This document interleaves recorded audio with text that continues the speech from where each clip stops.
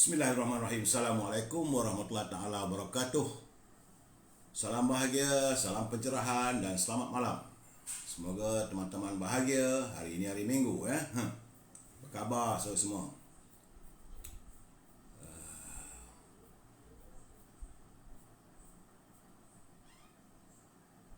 Apa khabar saudara Mek Syah?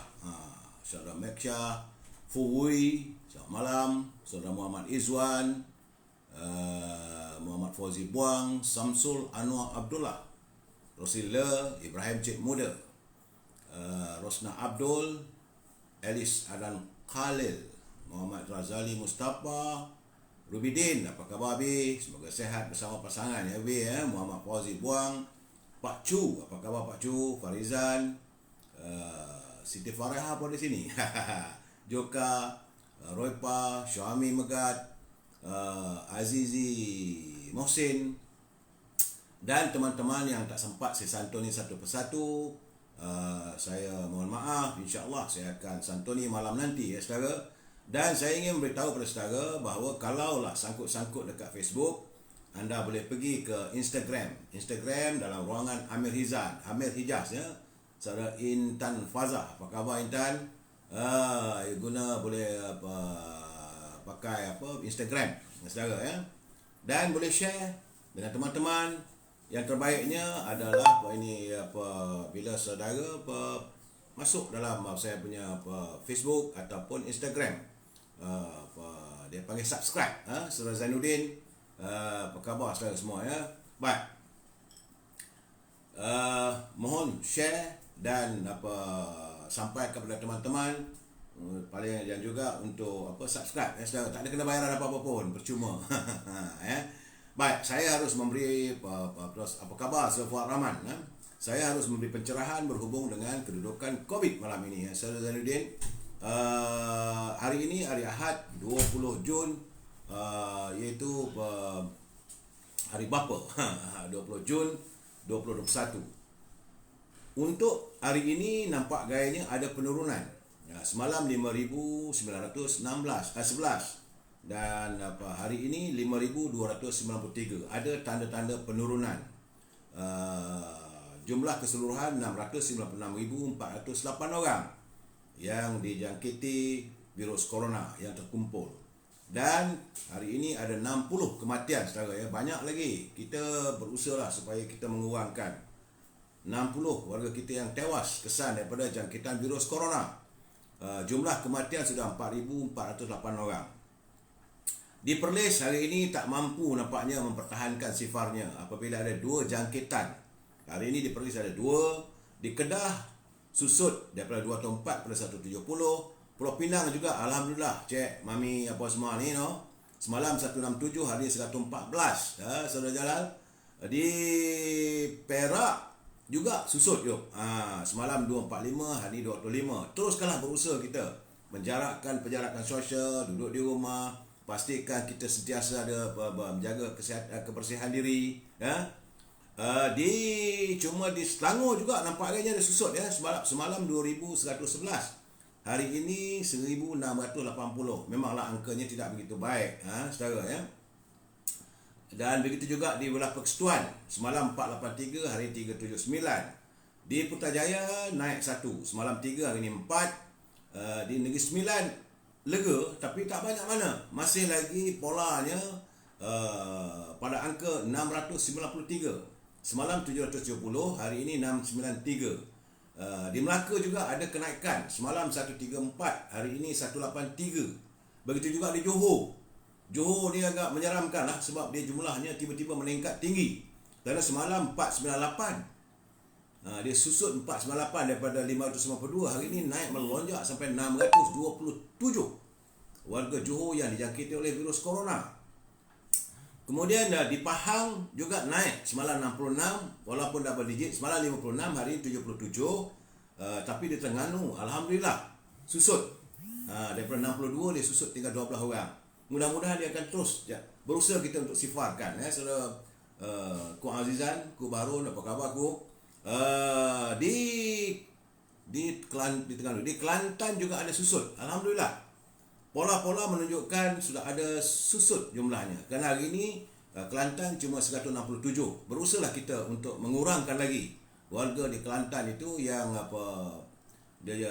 dijangkiti virus corona ya. Kita minta kalau boleh sifarkanlah segera.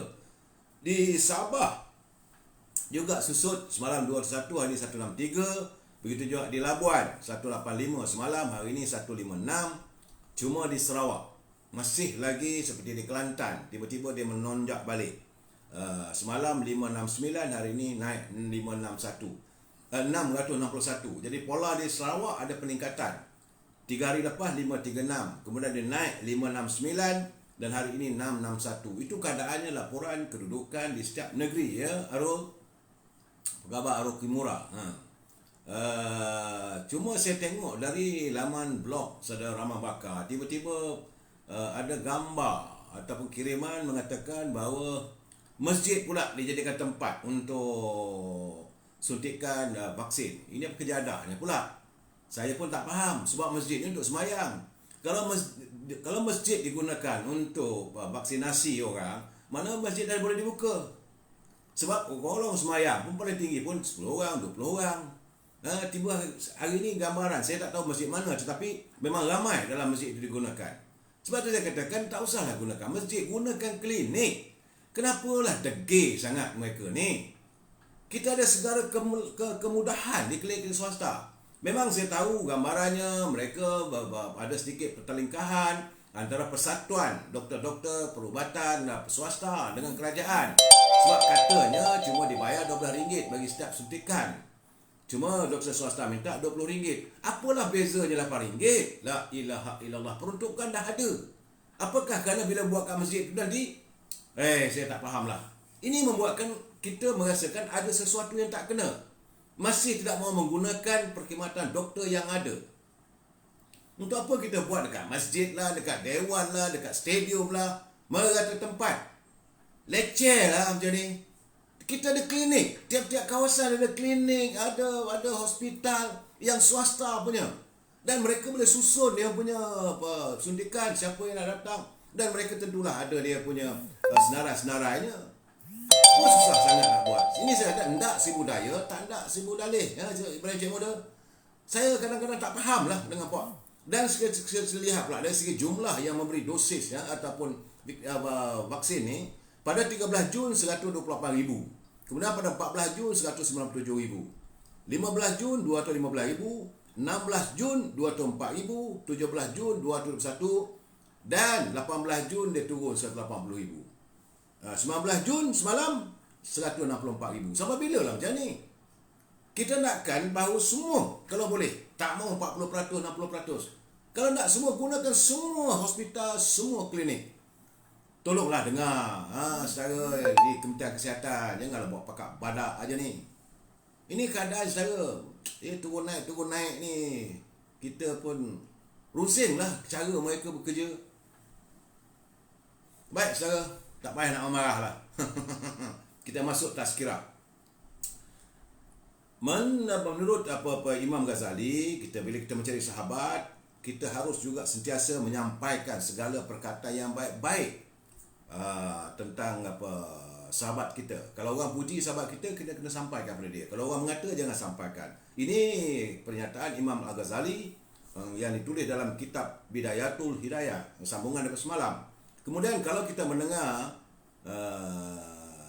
dengan baik apabila sahabat bercakap dengan kita, maka kita ucapkan terima kasih dia. Tak payahlah kita bodik yang bukan-bukan. Dan kalau boleh, tinggalkan perbalahan. Usahakan untuk meninggalkan perbalahan antara kita dengan sahabat. Dan memanggil sahabat dengan nama yang disukainya. Sebab sekarang ni anak-anak muda sekarang ni, hi brother, hi bro. Jadi mereka suka panggil itu, panggillah dengan nama gelaran yang disukai. Jangan pula nama dia Mak Tepek, Mak Sembam. Marahlah orang kan. Panggil dengan nama yang dia suka. Kemudian sentiasalah memuji sahabat akan kebaikannya dan berterima kasih atas setiap kebaikannya, dan kita menegah orang lain daripada mengumpat. Kalau orang mengumpat sahabat kita janganlah. Itu cara kita nak bersahabat. Serta kita berilah nasihat dengan lembut. Tak payah dengan kasar-kasar, saudara.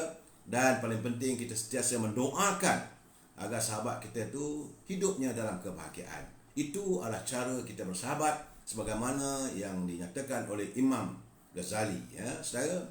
Tazkirah pendek. Baik, saudara.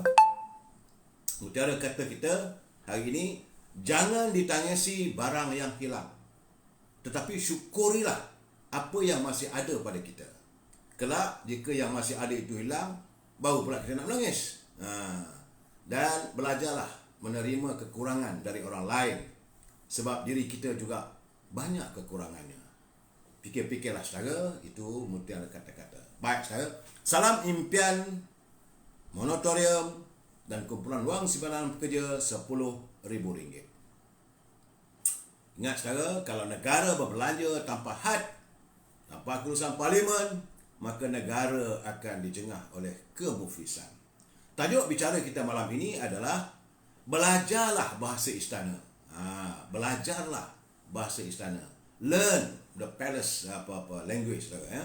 Jadi sebelum saya memberi pencerahan, kita dengar apa kata Pak Nazil. Terima kasih Pak Nazil jasa menghantar kiriman pantun kepada saya. Jauh, Pak Nazil ni duduk di Perlis. Kata Pak Nazil, terhempap bahu, pinggang tertusuk, tidak tertangguh, melaung rakan.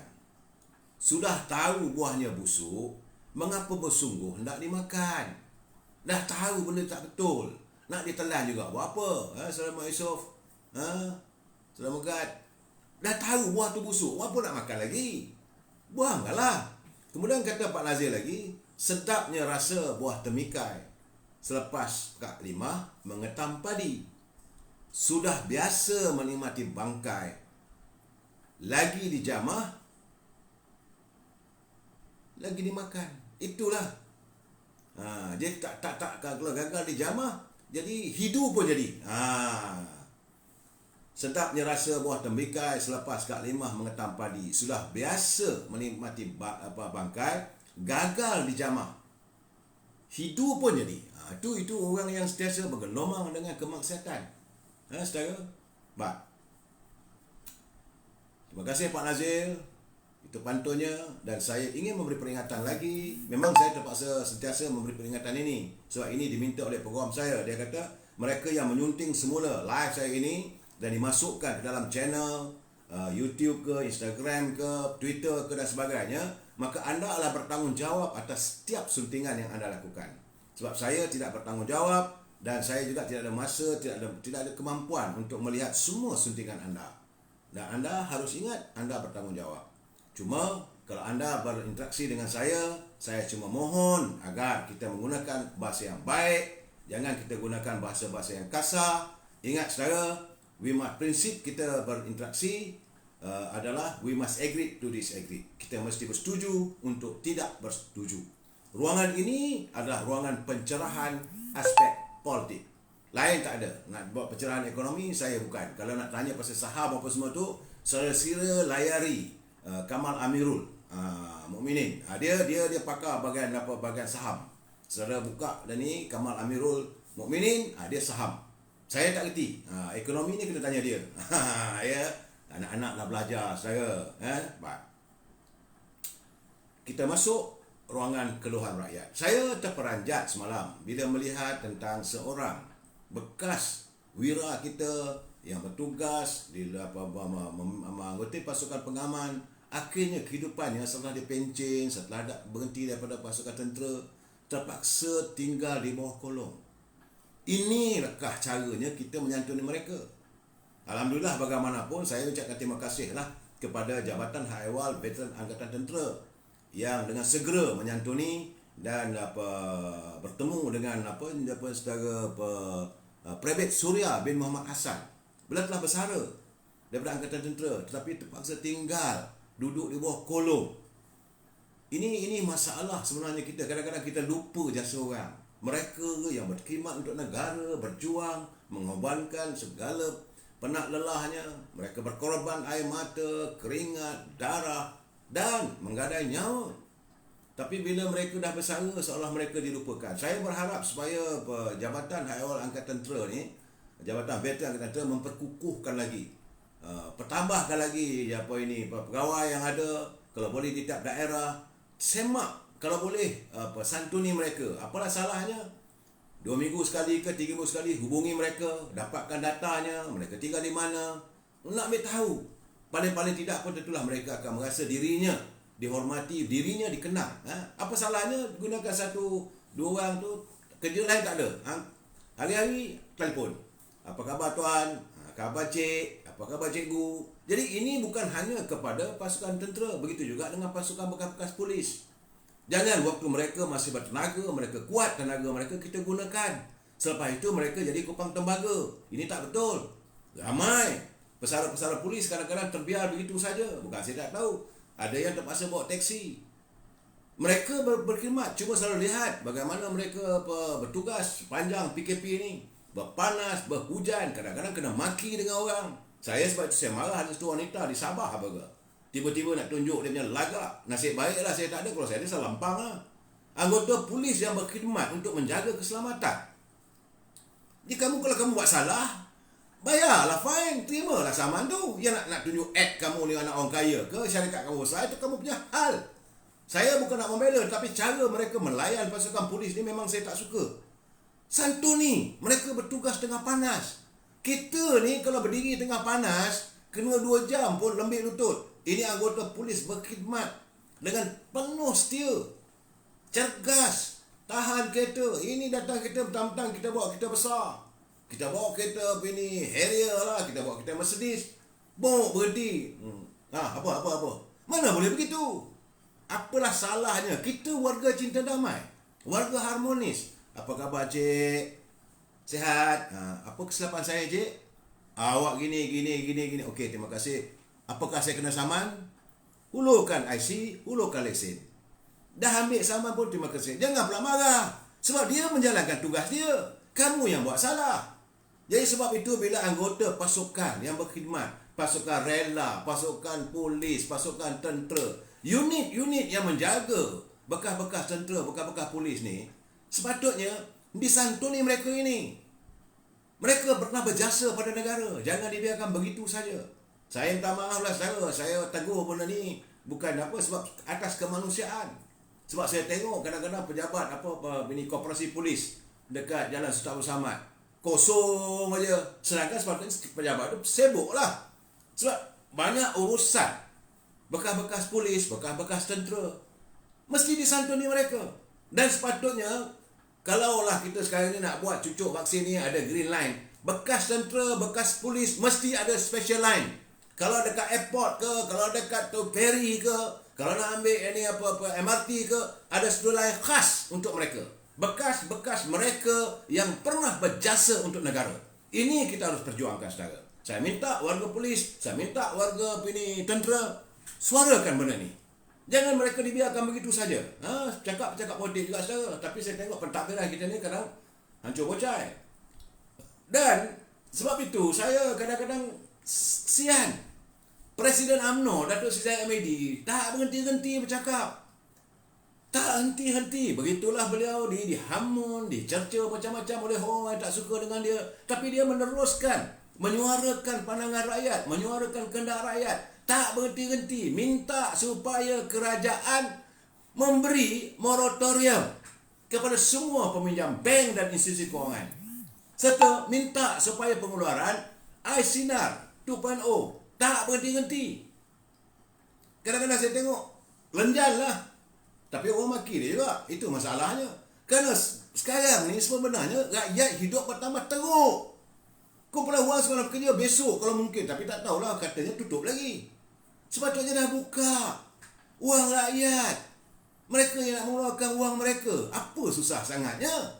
Bank pun senang. Ada ATM card. Kalau duit dalam bank tu ada sekian banyak, tekan nombor, keluar je duit. Yang ini mereka mencarum setiap bulan. Ini hasil daripada titik peluh mereka dalam keadaan susah. Kalau senang tak ada orang nak keluar. Dia orang pun tak juga umur 60 tahun boleh keluar, ataupun 55 tahun nanti. Mereka pun tak simpanannya. Tapi keadaan sekarang menuntut supaya mereka dapat sedikit napas untuk hidup. Ini bukan untuk bersukaria. Ini bukan untuk berbelanja mewah. Tidak. Untuk meneruskan kehidupan. Ya, saudara kamu Zaman Ramli, I kecewa. Ini bukan I kecewa, I naik marah. Saudara Tok Wan Selayang, apa khabar Saudara Tok Wan? Yang Maya. Itu keadaannya saudara. Jadi sekarang ni laporan yang kita terima sekarang ni lebih 600,000 sekarang ni. Itu laporan daripada Suruhanjaya yang dibentuk mengatakan bahawa lebih 600,000 isi rumah M40 sekarang ni, M40 jatuh kepada B40. Artinya jumlah orang miskin bertambah ramai. So jadi pimpinan kena fikir benda ni macam mana nak disantun mereka, macam mana nak membantu mereka. Bertambah teruk sekarang ni. Sebab kita ni lain yang kita minta, lain yang dia bagi. Kita minta supaya tutup kilang. Dia bagi alasan bahawa tak boleh. Minta tutup kilang, yang dia tutup masjid, yang dia tutup peniaga kecil. Tapi kilang buat operasi. Rakyat minta laksanakan full down. Apa dia buat? Full. Bloody full lah.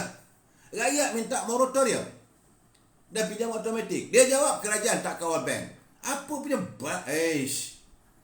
kadang-kadang saya nak gunakan bahasa begitu tak sampai hati saudara. Sebab saya tahu kaki tangan yang bekerja peringkat bawahan ini, mereka pun terpaksa ikut arahan orang atas. Jadi orang di atas kena dengar lah. Aduh, nasib baik sekarang tak boleh main golf. Kalau tidak agaknya mereka main golf je, tak peduli pun. Ini keadaan saya. Sebab golongan B40 ni, sekarang ni mereka merayu untuk dibantu masa PKP ni. Tapi apa gaya bila minta B40, dia bagi anak muda RM100. Kalau kita kena ciput, marah. Kan nanti cakap, cukup lah tu, dapat makan sardin, jangan makan ayam. Ini masalahnya kita. Saya cakap terus terang, saya tak setuju. Sahabat saya, jangan keluar kenyataan begitu, brother. Marah orang Perak yuk. Jangan kata cukuplah makan sardin, jangan minta ayam pula. Jangan. Gunakan bahasa yang baik. Rakyat tengah marah sekarang ni. Jadi anda berada di situ, jaga baik-baik bahasa kita. Ini macam Pak Lebay kita ni lah. Sebab saya heran ni, saya tanya, apa lagi Pak Lebay nak cakap? Saya ingatkan dah masuk hospital, dah sihat, okey lah. Dah keluar, boleh lah dia mikir macam mana mencari pelaburan daripada Timur Tengah. Maklumlah, Perdana Menteri, Duta, Perdana Menteri ke negeri Timur Tengah. Dia keluar dia dukul dalil lagi. Dia kata, kalau siapa yang berkawan dengan orang yang dalam Pakatan Harapan itu haram. Saya termenung lah, saya kata, Pak Lebay ni berhenti boleh tak? Pak Lebay dah keluar hospital ni, berhenti bercakap. Saya ingat lebih baik berhenti bercakap lah. Jangan mengeluarkan dalil yang bukan-bukan lah. Jadi confuse rakyat. Orang nak berkawan takkan jadi masalah. Baginda Rasulullah SAW menyantun persahabatan sampai ke Roman. Sampai ke Rom. Rom tu negeri Islam dia. Tak, Hercules datang ke Madinah. Itu mengikut sejarah yang saya baca. Waktu itu di Iran, Tsar of Iran. Tsar masa itu Iran masa itu di Iran dia panggil negeri apa masa itu, dipanggil Persian, Parsi. Masa itu bukan Islam. Baginda Rasulullah menghantar surat untuk berkawan. Apa salah berkawan? Boleh mengeluarkan kenyataan bersama-sama dengan Pakatan Harapan ini haram. Na'udzubillah Pak Lebay. Cukup-cukuplah Pak Lebay. Pak Lebay, lepas satu-satu. Janganlah kerana nak politik, nak membodik, itu Pak Lebay punya hal. Sekarang ni memanglah Lebay-Lebay ni dah jadi menteri. Dapat jadi menteri sekarang ni, sedap duduk apa semua tu. Dia semuanya betul pada dia orang. Ni tak betul. Tak betul Pak Lebay.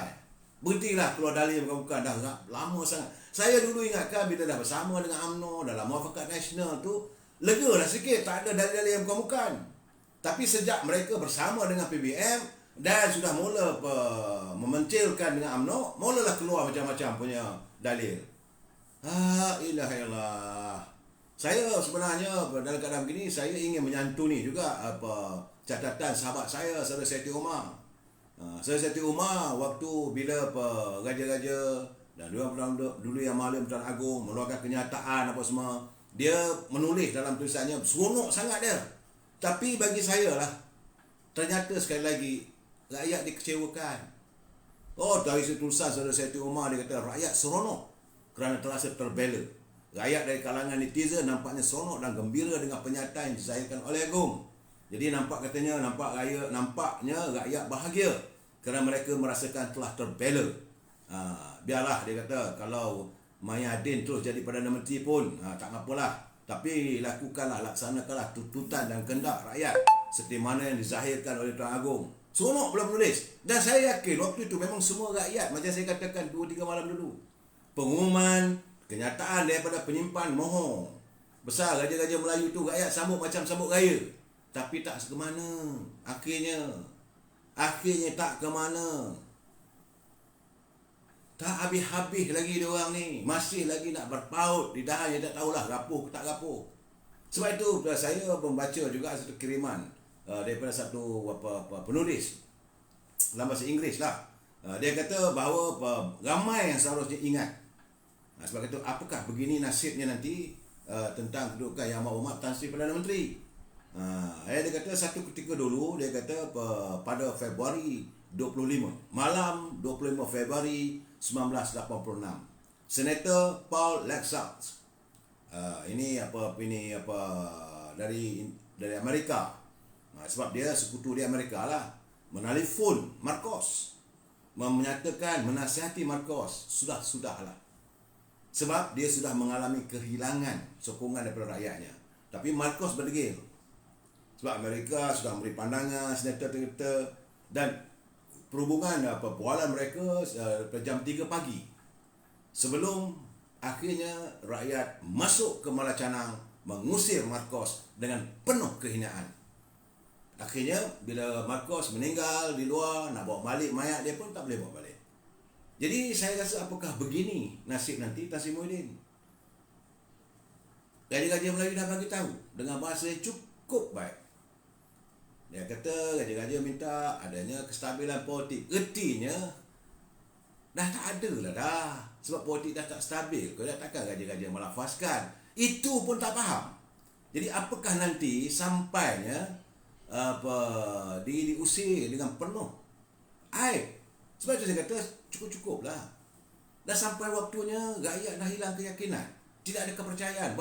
Jangan kamu ikut pemudik-pemudik tu. Yang kamu ikut pemudik kamu sampai bila pun kamu akan tenggelam dengan suasana yang sebegitu.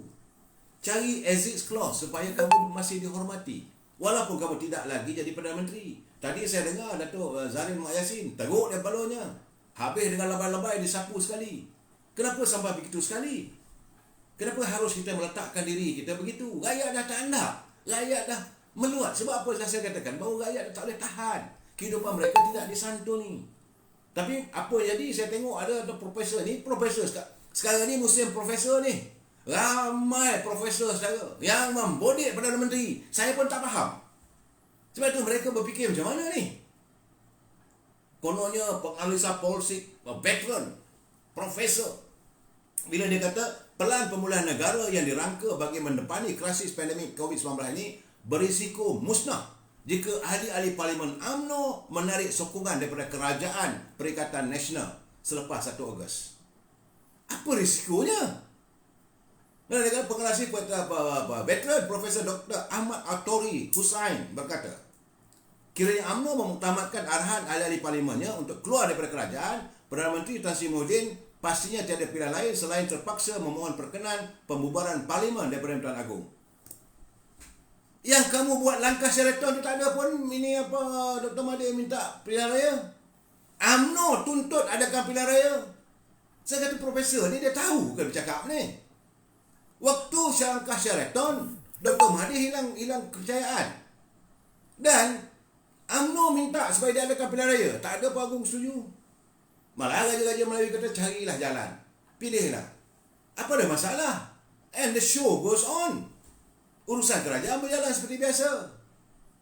Cuma masalahnya sebab bila kereta yang begitu mahal, kereta yang begitu hebat, pemandunya tak bijak. Mula dah 7 kelongkang.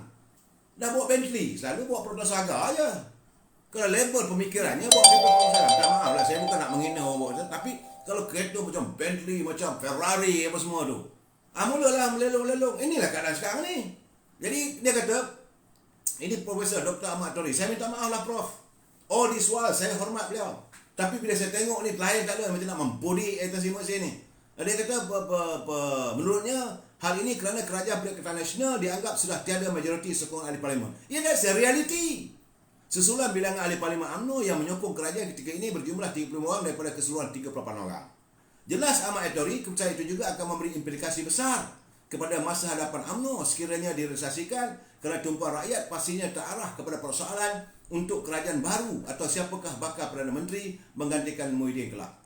Halo, waktu kita lantik Tan Sri Muhyiddin tu dia ahli UMNO ke? He is not a member of UMNO, Prof. Jadi bagi pandangan tu biar betul. Jangan mengganggu fikiran orang. Jangan cuba nak cari, oh we got no other choice. Kekalkanlah Tan Sri Muhyiddin. This is wrong. Ini silap, Profesor. Nanti kalau orang gelar Profesor Kangkung nak marah. Nak bagilah pandangan yang dinamik. Yang rakyat nak tahu apa nak jadi. Kalau Parlimen bersidang, apa sepatut dilakukan. Bukan pandangan yang membodik. Dia kata pada saat ketika ini, keputusan melaksanakan PRU 15 pada saat pandemik mungkin bukan opsi terbaik untuk dipenuhi. Yang di-Pertuan Agong kerana kita tidak mahu kesan pelaksanaan pilihan raya negeri Sabah tahun lalu berulang. Tahu pun. Jadi sekarang ni kalaulah berlaku ahli UMNO tarik sokongan, pimpinan kerajaan Tan Sri Muhyiddin jatuh, adalah opsinya. Takkan the only option satu. Jadi janganlah nak membodik ataupun mempengaruhi fikiran rakyat, mempengaruhi pemikiran ahli-ahli UMNO. Jangan buat benda begitu. Tak betul. Know your subject. Saya tak tahulah Profesor Adani apa ni saya all this while saya menghormati beliau, sebab itu saya membaca tulisannya. Tiap-tiap tulisannya, buku-bukunya saya baca. Tapi saya rasa ini terkilan lah. Seorang profesor boleh berfikiran sebegitu. Apakah ada elemen untuk membodik? Ini masalah sekarang ramai. Banyak profesor daripada Pulau Pinang, daripada UUM, daripada cuma yang tak ada saya dengar lagi Profesor dari Malaya. Cuma nak tunjuk bodik. Merasakan bahawa kalau kerajaan pimpinan Tan Sri Muhyiddin kekal, mungkin dapat jadi naik pangkat ke? Saya tak tahu lah. Mungkin lah saya kata. Tapi untuk apa saya tak faham? I don't understand. Sorry brother, I cannot brain lah. Dan lebih membuatkan saya berpeluh kepala petang tadi. 5 kali saya baca. Betul ke ni? Betul ke ni? Perdana Menteri berkata bahawa sebuah jawatan kuasa yang dianggotai oleh wakil kerajaan dan pembangkang telah dibentuk untuk meneliti aspek penting sebelum sidang Parlimen diadakan. Halo! Kenapa? Kalau saya katakan bodoh piang, anda marah. Nak buat persidangan Parlimen, apa susahnya? Peraturan dah ada. Kita dah ada standing order. Ada satu buku biru saya katakan. Tiap-tiap ahli Parlimen ada buku. Dalam buku biru itu, dijadikan guidance sepanjang persidangan Parlimen. Sebab itu kita dengar ahli-ahli Parlimen, bila orang ni salah apa semua, Speaker, point of order. Order yang ada tu takkan nak dicampak buang ke longkang. Wujud pula jawatan kuasa baru. Nak pindah ini cara. Nah, yang kedua kita nak tanya, adakah ini pilihan persidangan Parlimen pertama? Nah, what excuse you are trying to give? Apa alasan yang anda nak bagi pada rakyat? Sebab saya kata madah berhelah. 3 hari lepas saya dah cakap. Betul. Berhelah lagi. Berpuing-puing, berpilin-pilin untuk tidak menyegerakan sidang Parlimen. Nah, kalau kata bentuk jawatan kuasa. Nah, masa itu hari umum darurat. Dengan ini dia bentuk satu jawatan kuasa darurat untuk membincangkan segala aspek dan menasihatati Duli Yang Mulia Pertuan Agong. Akhirnya yang saya dapat tahulah, sebab lepas itu tak dengar cerita, selepas pembentukannya seramai 19 orang, yang saya dengar selepas itu adalah Saudara Datuk Syafuddin Asakal mengatakan itulah sekali membuat mesyuarat yang nak menentukan sama ada perlu tak perlunya darurat ini disambung atau tidak. So jadi kata apa benda ni kau nak tubuh? Kenapa nak tubuh jawatan kuasa lagi? Kita dah ada buku biru. Saudara, untuk makluman saudara, ini pencerahan saya beritahu. Tiap-tiap ahli Parlimen pertama-tama sekali dia akan menerima notis. Notis atau panggilan mesyuarat yang akan dipanggil oleh speaker. Speaker akan hantar persurat pada semua ahli Parlimen. Sekarang ni ada 220 orang. Memberitahu bahawa tarikh bermulanya sidang Dewan Rakyat. 1. Kemudian, setiap wakil rakyat akan menghantar persoalan. Soalan-soalan yang mahu dijawab sama ada secara bertulis atau soalan yang dijawab mulut waktu dalam persidangan. Maka tiap-tiap ahli Parlimen ini akan menghantar surat ke Parlimen. Soalan-soalannya. Dan soalan itu tak boleh panjang lebar. Setiap soalan cuma dibenarkan 20 patah perkataan saja. Kalau nak lagi buat soalan lain. Dia tiap satu kertas tu soalan satu. Ahli Parlimen Kota Baru ataupun ahli Parlimen Gua Musang ataupun ahli Parlimen Bagan Datuk bertanya kepada Perdana Menteri. Tu dah 6 ayat dah tu. Berapa banyakkah jumlah wang yang dibelanjakan sepanjang PKP dilaksanakan? Full stop. Dia tak boleh balik lagi. Soalan Menteri Syah. Ahli Parlimen Bandar Kuching bertanya kepada Menteri Pertahanan, berapa ramaikah anggota tentera digunakan membantu dalam perintah darurat? Stop. Itu cara soalannya. Nak bodoh jawatankuasa apa benda lagi? Apakah ahli parlimen yang ada sekarang ni tak tahu? Dan tiap-tiap ahli parlimen ada buku biru. Itu dipanggil standing order, peraturan mesyuarat. Jelas. Pukul 10 ke, pukul 11 ke, pukul 10.30 ke, bermula persidangan. Mula-mula picit loceng. Tek. Okey, ordernya. Dah masuk tu, lepas 3 minit, semua dah dalam dewan, maka bentara akan bawa cokma. Tuan Speaker. Masuk Speaker. Speaker duduk. Bila Speaker duduk, tukar cokma, letakkan cokma di bawah. Menandakan persidangan bermula. Dia bermula dengan doa. Saudara, ini aturan di parlimen. Nak bincang takkan bincang benda lagi ni. Kemudian lepas doa, kemudian silakan baca dewan. Apa undang-undang dulu yang belum dilaksanakan. Perkara begini, peraturan mesyuarat, perkara 1, berhubung dengan cadangan daripada menteri untuk pindaan rang undang-undang ke apa, adalah. Kemudian masa soalan mulut. Itu soalan mulut. Soalan itu pun dipilih oleh jawatankuasa yang dipengusikan oleh speaker dan menteri, Jabatan Perdana Menteri. Maka timbullah soalan 1, soalan 2, soalan 3, soalan 4. Selalunya lebih kurang 20 ke 25 soalan yang dikemukakan untuk dibincangkan dan dibahaskan dalam dewan. Selalunya sampai 5 je. Masuk ke 5 ke 6 dah sebab panjang. Contoh, satu orang ahli parlimen daripada Seri Gading bertanya kepada Perdana Menteri, bagaimana kedudukan PKP, bilakah akan berakhir? Maka Perdana Menteri akan jawab, Tuan Speaker, saya nak jawab ni. Maka adalah dia punya perbahasan. Adalah perdebatan. Nak buat tubuh jawatankuasa benda lagi ni. Itu peraturan dewan. Kita kena buatlah jawatankuasa ni, kena nak fikirkan sebab dalam PKP ni macam mana ada tempat duduk semua. Halo. Kalau saya kata bodoh, piang kau marah. Masa kita meluluskan bajet itu hari tu, waktu tu negara dah ada dah COVID. Sabah waktu tu dah mula dah ratusan orang dah kena jangkitan COVID.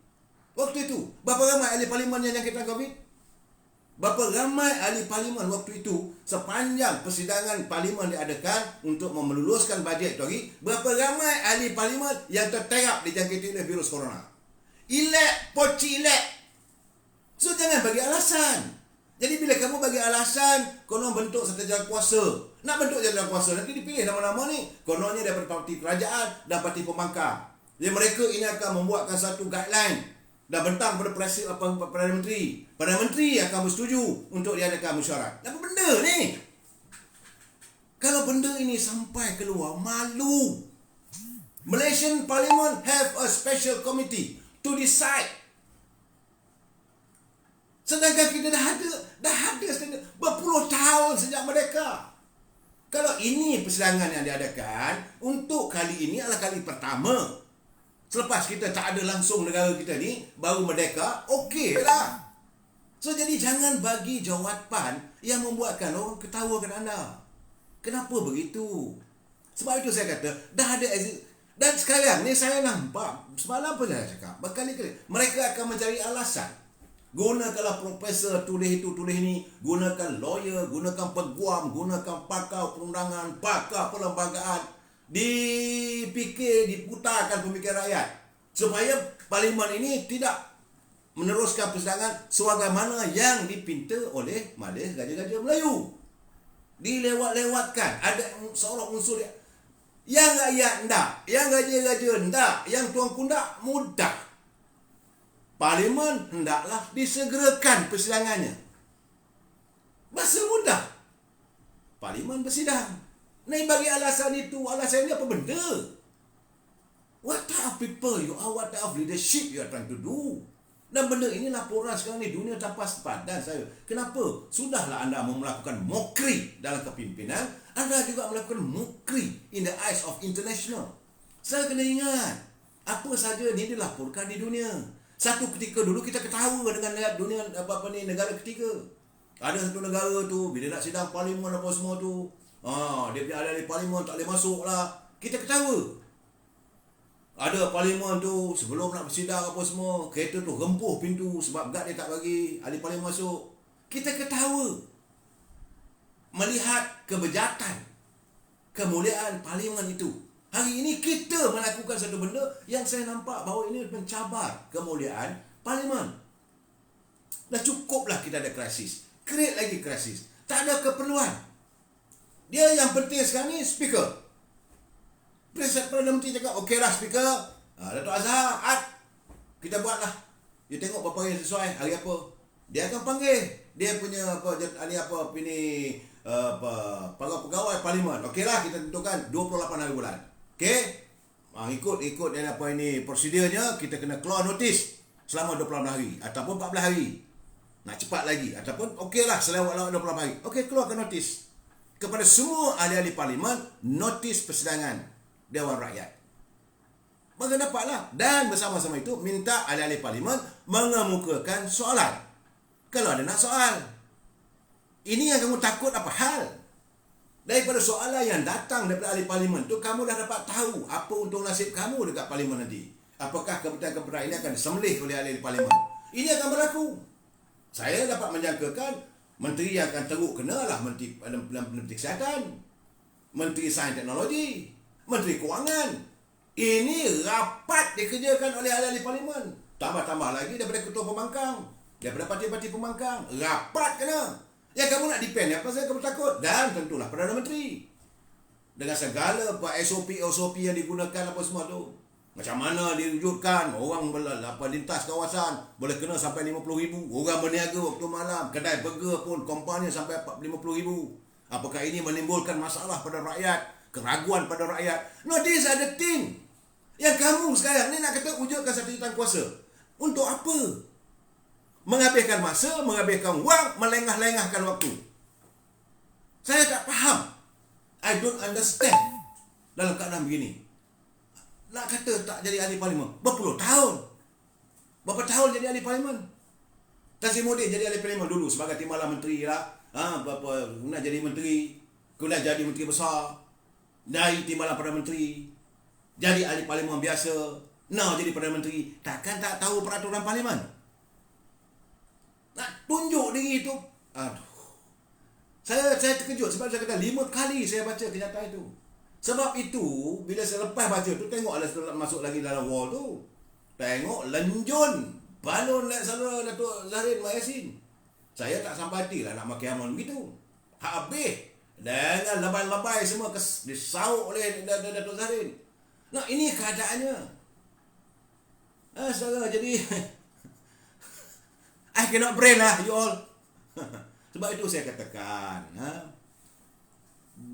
cubalah belajar bahasa istana. Cuba dengar baik-baik. Sebab tu saya tertarik hati dengan satu kiriman daripada seorang teman, tapi lupa nama, tak ada tercatat situ. Saya seorang pelayar berhubung dengan bahasa istana yang mencatatkan penjelasan. Berhubung 2 kenyataan media pada hari Rabu yang beri isyarat jelas kepada Tan Sri Muhyiddin supaya segera meletakkan jawatan. Nah, beliau faham bahasa istana. Katanya tidak ada perkataan berundur atau tidak ada perkataan letak jawatan secara spesifik dalam 2 kenyataan yang di Tuan Agong dan Raja-Raja Melayu. Tetapi apa yang dizahirkan baginda, maksudnya begitulah. Para bijak pandai dan ahli makrifat istana sangat memahami maksud dan tujuan kenyataan baginda tuanku sebagai golongan berdarjat dan terkenal mempunyai adat istiadat dan berbudi luhur. Raja mempunyai bahasa dan budi bicara tersendiri. Seorang raja tidak akan menggunakan bahasa kesat dalam meminta atau inginkan sesuatu yang tidak manis. Jadi ini untuk bagi mengelak jadi menjatuhkan aib seperti suruh dia berundur letak jawatan. Sebab raja-raja juga masih lagi terpakai perjanjian kita antara rakyat dan raja di Bukit Siguntang. Perjanjian yang pertama antara rakyat dengan raja, sebagaimana yang ditandatangani oleh Sang Seperba dengan Demang Lebar Daun. Raja tidak boleh memalukan rakyat, rakyat tak boleh menderhaka. Sekarang ni raja tak pernah memalukan rakyat, tapi unsur-unsur elemennya rakyat nak menderhaka tu banyak. Raja sekali tidak menyebut satu itu secara terang, sebaliknya banyak berkias. Inilah kebijaksanaan raja-raja yang sangat menjaga aib dan malu orang. Kecualilah apabila sesudah baginda murka, buruklah. Kalau dah habis sangat tu, dah tak larat sangat, bila murka baginda, barulah adalah perkataan-perkataan itu pun sopan masih dijaga. Kalau menyatakan kemarahan dan rasa tidak senang hati terhadap seseorang pegawai istana atau pembesar negeri, baginda lazimnya berkata, pergilah kamu berburu atau pergilah makan angin, untuk merehatkan akal fikiran. Itu cara raja. Tak apalah, you pergi cuti lah. Artinya, you get out lah. Dan itu cara Raja Sultan menyampaikan maksud halus dan berseni. Atau kalau baginda tidak setujulah dengan satu hal atau perkara, baginda akan berkata, better kurang berkenan lah memanda. Cuba berbuat yang lain pula. Itu mana tak setuju lah tu. Dia takkan kata, saya better tak setuju, I don't like this. Cuma dia kata, kita rasa kurang berkenan lah. Why not you bagi cadangan lain? Itu artinya dah faham-faham lah. Kemudian ada dua perkara penting dan menjadi pokok dalam kenyataan yang Tuan Agong dan Raja-Raja yang disuarakan melalui kenyataan media yang disampaikan oleh Datuk Pengelola Raja dan penyimpan muhur besar Raja-Raja Melayu. Pertama, mengenai keadaan kerajaan hari ini yang sudah tidak stabil, yang perlu dibentuk kerajaan baru untuk mendapat sokongan majoriti rakyat. Dan kedua, buka segera parlimen. Kunci kata kepada kenyataan itu ialah perlu difahami kenapa baginda berkata perlu dibentuk kerajaan yang mendapat sokongan rakyat. Ini perasa ini boleh dimengertikan bahawa kerajaan pimpinan Tan Sri Muhyiddin kini sudah tidak mendapat sokongan rakyat. Itu faktanya. Sebab itu keluar kenyataan. Sementara itu, kenapa baginda meminta sidang parlimen dibuka segera? Dengan perasa itu tidak pun dijelaskan ia perlu untuk parlimen menentukan sokongan kepada Muhyiddin sebagai Perdana Menteri. Tak ada, tak sebut. Tapi fahamlah. Raja-raja pun tahu that he no more ada legitimate. Dah 14 tahun lebih tidak dibawa usul yang dulu labai daripada ini Kota Baru tu pernah kata kita akan bawa lah usul undi kepercayaan kepada menteri. Sampai sekarang tobatlah tak dibawa-bawa sampai sekarang. Mana ada? Sepatutnya dah jadi Perdana Menteri dan angkat sumpah dengan tuanku, pergi ke parlimen dalam tempoh sebulan ke 2 bulan ke 3 bulan ke 4 bulan ke sidang parlimen, bawa usul undi kepercayaan untuk membuktikan bahawa apa yang disarankan, apa yang dicadangkan oleh baginda tuanku itu bertepatan. Ini tidak berlaku. Jadi tuanku pun faham kenapa dia tak bawa benda ni. Kalau tak bawa ini, tak adalah keabsahan, tak ada legitimate. Masih lagi tuanku kata buatlah sidang parlimen. Tak faham-faham lagi. Apa kena? Yang perlu dipahami, apabila parlimen dibuka, sudah tentulah ia akan turut membincangkan apakah Perdana Menteri yang ada sekarang ni masih mendapat sokongan atau tidak. Demikian juga baginda tidak menyebut tarikhnya. Tak ada pula gua buat 28 bulan, 30 bulan. Tak ada. It is direct instruction. Tak. Tapi kalau sang memanda tidak bangang, dungu dan tolol, dia akan tahulah menghitung masa dan tempoh yang dikatakan segera.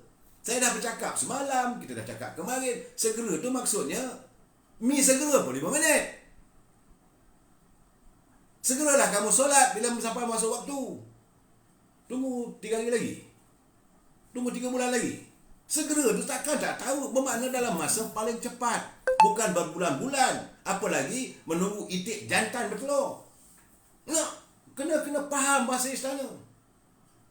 Ini tidak, kita buat jawatan kuasa pula. Jawatan kuasa benda ni.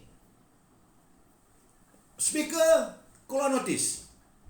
Bersama tu dengan permintaan. Apa pertanyaan nak dikemukakan dalam persidangan kali ini. Entah. Ahli Parlimen sebagai wakil rakyat, dia akan buatlah. Dan dapatlah tahu. Saya rasa bertimbun. Kemudian kesangsian ini tentulah setelah baginda melihat dan mendapat maklum balas. Tentang perjalanan kerajaan selama ini. Misalnya Sultan Selangor terang-terang. Dunia Mamla baginda Sultan Selangor terang-terang menzahirkan rasa duka cita baginda berhubung pemberian dos vaksin untuk Selangor yang dianggap tidak adil. Itu sebab cepat kalah. Mana raja pun I don't trust you anymore. Tapi hemahnya raja kita ni. Raja Melayu bukan macam raja Eropah. Dah. Jadi Tan Sri Muhyiddin ni perlulah memfikir nak tunggu apa lagi. Selain mengambil keputusan berundur segera, buat parlimen. Tapi kalau untuk tidak dimalukan, lebih baik menghadap agung. Ampun patik tuanku, setelah patik berfikir panjang-panjang lebar demi kepentingan rakyat, demi kepentingan negara, bagi patik segala-galanya lah. Patik menjunjung kasih selama ini atas kepercayaan tuanku berlantik patik sebagai Perdana Menteri. Namun kerana kesihatan patik minta izin, mohon junjung kasih tuanku mengizinkan patik untuk mendapat rawatan di luar negeri. Jadi kerana itu patik mungkin mengambil waktu yang panjang. Jadi eloklah dilantik seorang yang baru untuk menggantikan tempat patik. Kan cantik. Peralihan kuasa berlaku dengan baik, serah kepada tuanku. Ini macam kata Mak Teneri kena buat pilihan raya. Apa benda ni? Nak pilihan raya pun lagi ni. Dulu lepas saja Dr. Mahathir tak nak, UMNO minta. Datuk Syed tegas hendakkan supaya pilihan raya diadakan. Agung kata tunggu dulu lah. Jangan kita bawa adakan pilihan raya, suasana tak elok. Fikirlah. Berlapang dada. Oh, mesti pula lantik orang ni kalau bukan daripada UMNO. So, Tan Sri Muhyiddin daripada UMNO. Bagilah alasan yang baik. Sebab itu saya lihat ini kenyataan daripada Profesor Datuk Dr. Ramlan Adam. Beliau pakar sejarah. Dia kata titah yang di-Pertuan Agong Sultan Abdullah Riyaduddin Mustafa Billah Shah supaya persidangan parlimen diadakan secepat mungkin perlu diikuti dan disegerakan oleh kerajaan. Pengarah eksekutif Profesor Dr. Ramlan Adam berkata dua kemungkinan boleh berlaku sekiranya titah baginda tidak dilaksanakan. Iaitu Sultan boleh memilih kerajaan baru atau pemerintahan negara diketuai oleh tentera. Itu dari segi Profesor Dr. Ramlah. Bukan saya kata. Kerana pelantikan Perdana Menteri adalah atas kuasa yang di-Pertuan Agong. Dalam keadaan sekarang darurat, baginda sudah bertitah supaya parlimen dibuka dan arahan itu perlu diikuti. Jika tidak diikut, selain bubar kerajaan sekarang, kita boleh adakan pemerintahan tentera. Kerana baginda selaku ketua terus tentera adalah ketua terus negara. Ini gambaran daripada daripada Dr. Ramlan Adam. Jadi menurutnya kerajaan perlulah memikirkan langkah terbaik buat negara bagi mengelakkan ekonomi terus merudum dan pelabur lari berikutan ketidakstabilan politik negara. Perdana Menteri perlu segera melaksanakan titah yang di-Pertuan Agong kerana baginda sudah bertitah supaya parlimen perlu dibuka secepat mungkin. Jika Perdana Menteri tidak mahu membuka parlimen, akan berlaku pertentangan krisis perlembagaan antara yang di-Pertuan Agong dengan kerajaan. Itu pandangan Dr. Ramlah. Jadi beliau adalah pakar sejarah. Selain itu katanya majlis gajah-gajah sudah bersidang. Ini bukan keputusan seorang. Ini bukan keputusan seorang. Bukan hanya keputusan Duli Yang Mulia Pertuan Agong sendiri, tapi melibatkan raja-raja Melayu. Walaupun yang datang mesyuarat pada itu 8 orang, seorang tak datang. Baginda-baginda Duli-Duli tuanku bersidang dan membuat keputusan supaya parlimen dibuka dengan segera. Jadi baginda sudah mengeluarkan dua kenyataan. Maksud yang sama, yang perlu diambil serius. Jadi pandangan baginda itu dibuat surplus memperhalusi semua pandangan pemimpin parti politik, jawatan kuasa khas bebas darurat yang dibentuk. Sebab baginda dah santun. Sebelum diadakan perbincangan ni, Dunia Muhammadiyah Pertuan Agong dah berjumpa dengan Perdana Menteri, berjumpa dengan Ketua Perdana Negara, berjumpa dengan Panglima Angkatan Tentera, berjumpa dengan pimpinan rakyat, pimpinan politik sampai ke Sabah Sarawak. Semua disantuni satu persatu. Dan kakitan kerajaan apabila dipanggil Ketua Susun Negara, dipanggil Ketua Pengarah Kementerian Kesihatan, semua dah bagi pandangan. Barulah dibuat satu konklusi. Halusnya cara tuanku kita ni buat. Yang anda ni nak mempertahankan apa hal? Yang kamu takut sangat ni apa hal? Dengan Parlimen tak mau diadakan persidangan. Ini masalah. Sebenarnya saya tengok warga Sabah pun, Sabah ni dia tak ada raja. Mereka tidak mempunyai budaya, menjunjung kasih tuanku, tak ada. Sebelum menyertai Malaysia, bila Malaysia barulah ada agung dan sebagainya. Warga Sabah yang tidak pernah punya raja atau sultan lebih memahami bahasa istana. Yalah memanglah Sabah tu ada raja Sulu dan sebagainya, tetapi bahasa Raja Melayu ni mereka lebih memahami. Lihat kenyataan media Parti Warisan yang menjunjung kasih keputusan Majlis Raja-Raja yang telah menyatakan dengan jelas supaya pemerintahan darurat tidak disambung apabila tempoh darurat tamat pada 1 Ogos 2021. Keputusan yang dizahirkan secara bersama oleh Majlis Raja-Raja adalah tepat kerana sepanjang tempoh pemerintahan darurat berlangsung sejak beberapa bulan yang lalu, angka korban COVID-19 yang direkodkan oleh Kementerian Kesihatan Malaysia dan juga Majlis Keselamatan Negara tidak menunjukkan sebarang penurunan. Sebaliknya, kes-kes positif semakin bertambah saban hari. Situasi ini amat membimbangkan. Bukan hanya memberi kesan yang teruk kepada keadaan ekonomi negara, malahan institusi kesihatan dan juga kesejahteraan serta keselamatan rakyat juga terjejas. Kata kenyataan media daripada Parti Warisan, dengan membuka semula Dewan Rakyat bagi membolehkan sidang Parlimen diadakan, maka perbincangan ordinan darurat serta pelan pemulihan negara terutama yang melibatkan perbelanjaan berkaitan COVID-19 juga dapat diteliti dan disemak imbang dengan lebih berkesan agar ia benar-benar memberi manfaat kepada rakyat khususnya. Perkara ini penting supaya tiada seorang pun rakyat yang terkesan dengan pandemik COVID-19 ini tidak terbela nasib dan diri dan keluarganya. Wakil rakyat yang dipilih oleh rakyat mempunyai tanggungjawab dan amanah besar bagi memastikan kesihatan, keselamatan dan kesejahteraan mereka dibela dan diambil peduli. Ampun tuanku, kami menjunjung kasih atas titah tuanku. Hebatnya orang Sabah. Yang kita ni ada raja ni, boleh tak nak faham bahasa istana. Kalau katakan buruh piang, marah. Sebab tu tak perlu tunggu lama-lama. Kita tuntut sekarang ni supaya Parlimen segera bersidang. Sebab itu, kenyataan Ketua Pergerakan Pemuda, saya harus silut. Saya angkat topi pada Ketua Pergerakan Pemuda. Kalau beginilah Ketua Pergerakan Pemuda UMNO, saya yakin UMNO akan terus berkembang. Pemuda UMNO mendesak kepimpinan tertinggi parti membuat keputusan tegas jika kerajaan pimpinan Muhyiddin Yassin gagal mengadakan sidang Parlimen dalam tempoh terdekat. Itu Pemuda UMNO dah buat penjelasan tegas. Kegagalan melaksanakan titah yang di Pertuan Agong itu boleh dianggap sebagai satu bentuk penderakaan. Justru Pemuda UMNO mendesak Putrajaya mengeluarkan notis panggilan segera bagi membolehkan Parlimen bersidang sebelum darurat tamat pada 1 Ogos bagi mentaati titah pandangan agung dan Majlis Raja-Raja.